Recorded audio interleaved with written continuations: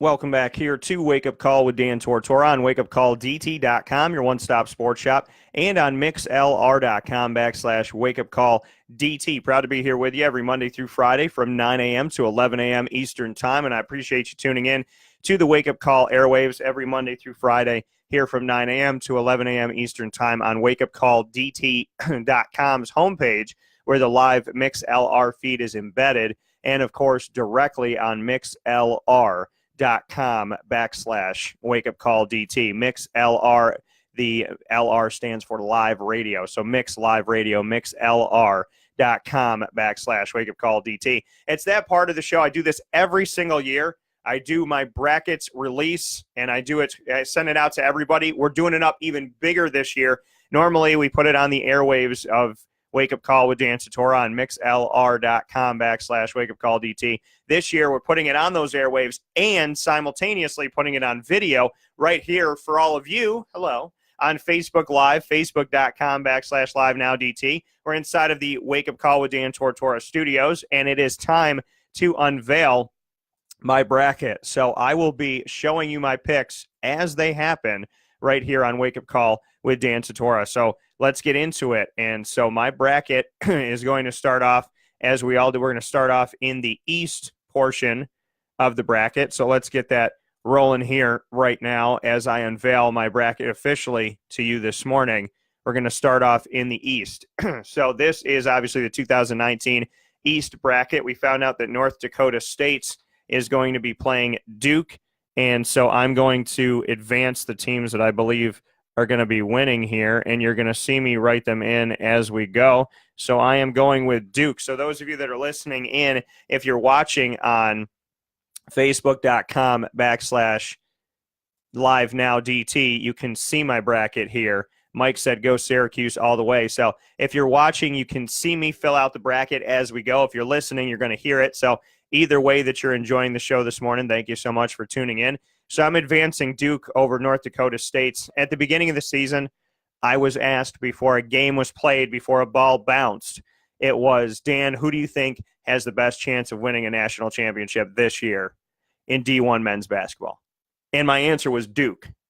You're asking me this morning? I think Duke's got a good chance of winning it. So the way I felt in the preseason, I feel maybe even more so now. So I said Duke before any games were played. I still feel Duke. A team that is underestimated. Now, the 8-9 matchup is an extremely difficult one to choose, but I am going with UCF.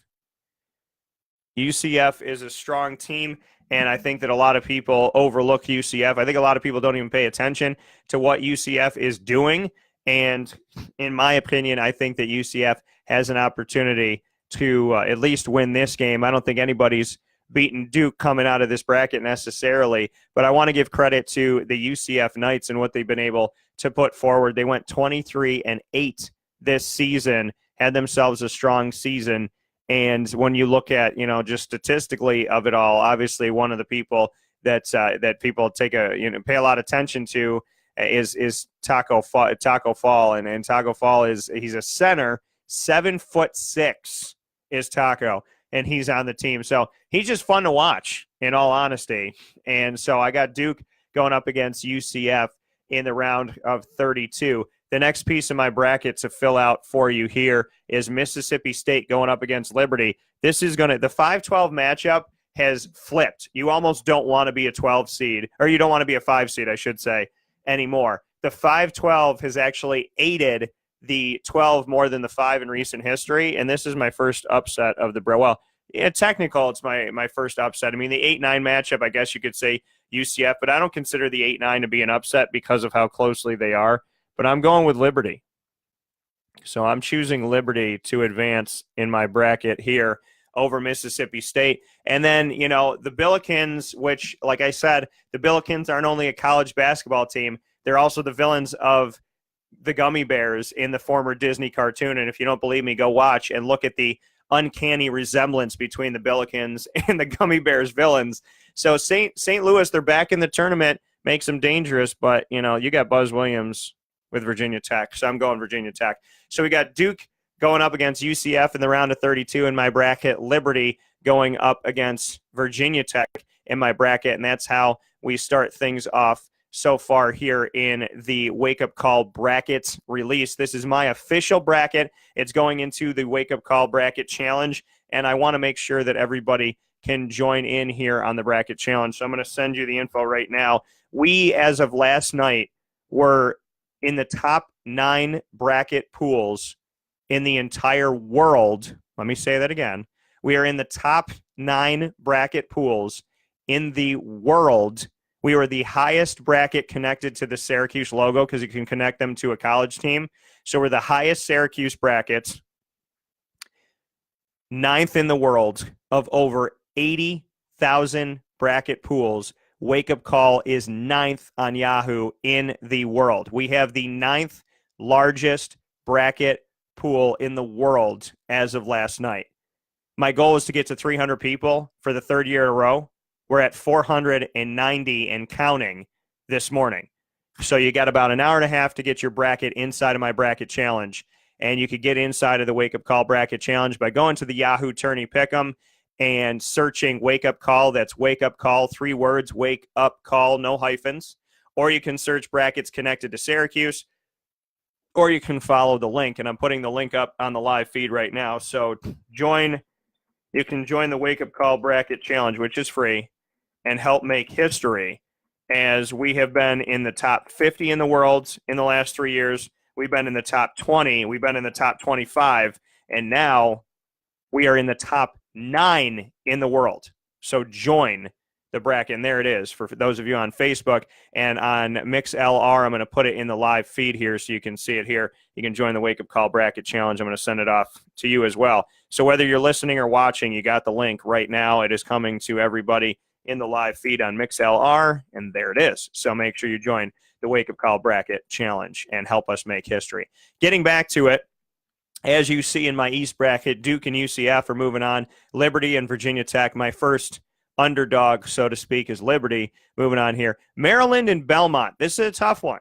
This is a tough one because if you watch these games, Belmont had themselves a nice little play-in game here. So, this is not, necessarily, I think, a cakewalk for the Maryland Terrapins. If we go back and look at Maryland, who's the 6th seed, they're 22-10 this season. And, they defeated Nebraska when Nebraska was ranked in the top 25. They defeated Iowa when Iowa was there as well. But at the same time, I look at Belmont, and I look at what Belmont has done, and I look at the fact, that these games have been pretty special as they've come in, and Belmont took care of Temple by 11 points. And I am actually going to go with another underdog, so to speak, and I'm picking Belmont to advance. So I'm going with Belmont here, advancing through. And then LSU and Yale. This is an interesting situation because LSU is in a lot of trouble right now.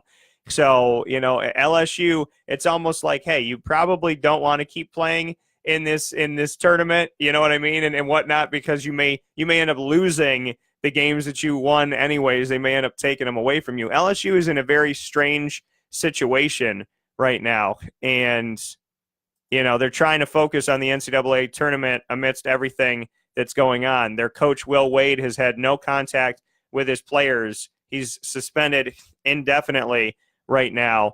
And the Yale Bulldogs are no slouch by any stretch of the imagination, and Yale has had some success in recent history. So I guess my East bracket is just going to be the bracket of upset city. I'm going with Yale to face off against Belmont. So you might think I'm crazy, but all these allegations and these things going on at LSU, I think affects them right now, and they've been up and down anyways. The Louisville Cardinals up against Minnesota. I'm going with Louisville to win this one, and I wrote really big in here, so we're gonna see that kind of advance here. And then Michigan State. I know Michigan State's had some bad days as a 2 seed, but I think they'll have better days coming forward. So that's my East brackets so far. I have Duke and UCF. I have Liberty and Virginia Tech, Belmont and Yale, Louisville and Michigan State, all advancing to the round of 32. And then in the Duke-UCF game, I'm going with Duke to advance. As I said, for those of you that are just tuning in and just started to watch, I had Duke as the most likely to win a national championship when the season began this season. And I'm going to go with Virginia Tech to move forward here in a nice ACC rematch. I think Liberty is good, but I don't necessarily think they're going to get that. So I got Duke and Virginia Tech meeting in the Sweet 16. I'm going to go with Yale to advance past Belmont, and I'm going to go with Michigan State because Louisville is up and down, and I think that Tom Izzo is going to get back to the winning side of things. And then ultimately, so we have in my Sweet 16 coming out of the East bracket, Duke and Virginia Tech, Yale and Michigan State. And then in the Elite Eight, I'm going with Duke over Virginia Tech, and I'm going with Michigan State over Yale. So that sets up Duke and Michigan State for the right to play in the Final Four, and that's where things stack up right now. So I think that, for me, this is going to be a very interesting bracket here as we move forward and kind of see, what comes of this. But, with Michigan State and Duke moving forward, I ultimately am picking Duke as my first Final Four team. So Duke will be advancing out of the East bracket and heading on to the Final Four, and you'll see that on video here in a second. Let's move on to the West bracket. The West bracket's right underneath the East bracket, and we have the Gonzaga Bulldogs going up against Fairleigh Dickinson. Fairleigh Dickinson took care of Prairie View A&M in Dayton, Ohio in the first four. I'm going with the Zags. Let's go Gonzaga here. And we have Syracuse going up against Baylor. This is a tough game. This is a tough game, folks. I want you to understand that this is not an easy team to play. This is no slouch. The Baylor Bears are third in defensive efficiency. They are third in defensive efficiency. Okay? They are a strong defensive team going up against a Syracuse team that struggles to break any type of defense this season and struggles against man, struggles against zone, which blows my mind because they play zone. And if you play zone, you should be able to beat the zone. I mean, that should be a given, right? If you play up, if you are the zone, you should know every weakness of the zone and every strength of the zone. So the Baylor Bears are coming in here. Baylor's coming in, though, on a tough little road here. Baylor had an ugly end to their season. They lost 4 games in a row, I should say, to Kansas State, Oklahoma State, Kansas, and to Iowa State. And so, they're coming in kind of bruised here. And even though they have strong defensive efficiency, here's the thing. This game can go either way. I want you to know that this game can go either way. The defense of Baylor is going to say a lot. On top of that, no Frank Howard is going to say a lot. You can say what you want to say that he's not strong on the offensive side, this, that, and the other thing. He just scored 28 points and in a game that Zion Williamson scored 29. Without Frank Howard, Syracuse would have gotten blown out by 30 against Duke. So just remember that. I'm going to advance Syracuse, but I'm telling you right now, they're going to have to play, and this is contingent on them playing with that cohesive unit, playing together and playing for Frank Howard. I think we're going to see a Gonzaga-Syracuse rematch. We got to see this in 2016. I got to cover the game and see it firsthand in Chicago. But I'm telling you right now, in all honesty, that Baylor game is going to be a difficult game for Syracuse to play, and I wouldn't be surprised if they lost the game. Gonzaga and Syracuse moving forward. Marquette and Murray State, I'm going to advance Marquette. Marquette, with Buzz Williams moving on, has found a way to still be competitive and strong. And in this 5-12 matchup, I'm going to pick Marquette over Murray State. I think it's going to be a close game, though. Florida State and Vermont. This is an interesting game because that Vermont has taken down the likes of Syracuse before. So, Vermont is not an easy team to play by any stretch of the imagination. They make it interesting. But I am going to advance Florida State here. I've talked about Florida State, and you heard me talk with the players of Florida State, and you can listen into those interviews as I will be re-airing them individually here. But when Florida State is a very strong team that people don't give enough respect to. It's a football school, Dan. It's a football school, Dan. Yeah, well, then you're obviously not paying attention to what Leonard Hamilton is doing at Florida State. So I'm advancing Florida State to face off against Marquette. You got those Buffalo Bulls over Arizona State. They defeated Arizona last year, and I picked them to defeat Arizona. And now I'm picking them to defeat Arizona State. Buffalo is the team that you don't want to play. I don't care where they're seated. I don't care what's going on. You don't want to play Buffalo. So I got Buffalo moving forward, and I'm going to advance Texas Tech as well. So Texas Tech is moving on to face off against Buffalo. And then we have one of what I consider to be one of the toughest games of the round of 64. One of the most difficult games for me to decide in the round of 64 is Nevada and Florida. This is one of the most difficult, in my opinion, one of the most difficult games to choose in the round of 64. It's going to be played in Des Moines, Iowa, which I had the blessing to be able to go to. It was very hard for me to get to Omaha, Nebraska, so I had to fly from Syracuse to Minneapolis, Minnesota, and then I went from Minneapolis to Des Moines, Iowa, and then drove 2 hours to Omaha, Nebraska, just to cover the game between Syracuse and Duke. So that's what I'm willing to do. Nevada is a strong team here, folks. They're 29-4. They're first in the Mountain West here. Utah State made it as well. We look at what they've been able to do. They lost to San Diego State most recently, but Nevada is a good team. And if you watched them in the tournament last year, Nevada is they have the Martin brothers, Caleb and Cody Martin. They have 4 guys on the team that score at least 11 points a game. You have Jordan Caroline, who has 17 points a game and just shy of a double-double with 9.6 rebounds. This Nevada Wolfpack team is a very strong team. And then you got Florida on the other side of it, as Florida's trying to, come back and have a little bit of a resurgence in football and men's basketball. And, but their scoring is not as spread out. And, I can't go, honestly, with all stretches of I can't go against the Martin brothers. I can't do it. So I'm going with Nevada. I'm going with Nevada to come through this. And then Michigan and Montana, I'm going to go with Michigan. And then for anybody that watched Nevada last season, like I did, I had the opportunity to watch, because when you go and you cover the teams, and I was on the road in Detroit covering Syracuse, you get to, obviously watch the other games before your game and after your game and whatnot. And, watching this Nevada team and watching these Martin brothers, it was, are they going to stay? Are they going to be there? And, just what they can do. I'm going with Nevada in the next round. And I'm going with Buffalo over Texas Tech. These are 2 teams I just don't think you want to play. So, how that looks. And then I'm going to go with Gonzaga over Syracuse. Don't be mad at me, folks. You know that I'm an impartial broadcaster. And even though I was born and raised in Syracuse, my job is to tell you the truth. And I'm going with Florida State. So this is setting up in the West bracket to be a truly awesome finish here, as in my bracket, I have Gonzaga and Florida State, Buffalo and Nevada. Loving this bracket right now. Think that this bracket is awesome by all stretches of the imagination. So I think that this is definitely going to be one of the most fun brackets to watch, this being the West bracket, as I have Nevada and Buffalo advancing to the Sweet 16, Gonzaga and Florida State advancing to the Sweet 16 as well. And these are extremely tough games for me to choose. I'm going to go with Nevada over Buffalo. So I'm gonna choose Nevada to move forward here. And see, this is where it gets difficult.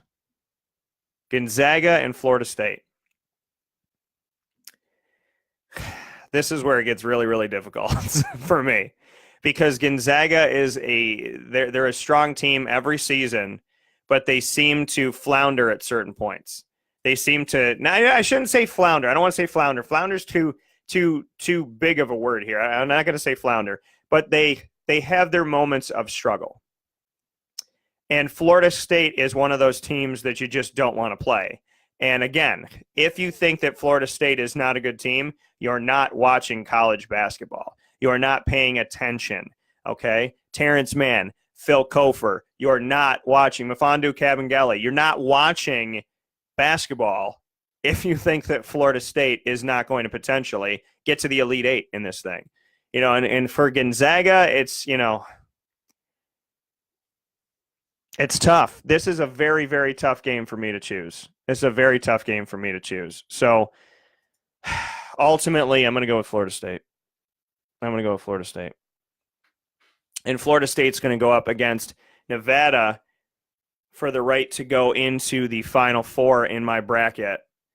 And this is tough. This is where the heat of the moment comes in, folks. This is where you get to see a little bit of sweat on the brow of Dan Tortora, so to speak. So, you know what? See, because I'm in the moment right now. I'm in the moment. I can't do this. I got to go with Gonzaga. I can't pick Florida State. I got to go with Gonzaga in here. I think I think Florida State's going to win a couple games, but I got to go with Gonzaga. I got to pick Gonzaga in this if I'm going to finalize this bracket. And I'm going to pick Gonzaga over Florida State. Damn it, that's a tough one. And I'm going to pick Gonzaga to go to the Final Four. I'm going with Gonzaga to go to the Final Four. So Gonzaga is going to be my Final Four team out of the West bracket. Whew, that was a tough one. That was a very tough game for me to choose. So as it stands right now, when we look at the East, I have Duke coming out of the East, and I have Gonzaga coming out of the West. And we will look at the other side of the bracket, the South and the Midwest, right after this on Wake Up Call with Dan Tortora. We're going to take a quick step aside for our final fast break on mixlr.com/wakeupcalldt. And when I come back, I will unveil the entire other half of my bracket, and we will do the Final Four, the championship game, and the score right after this.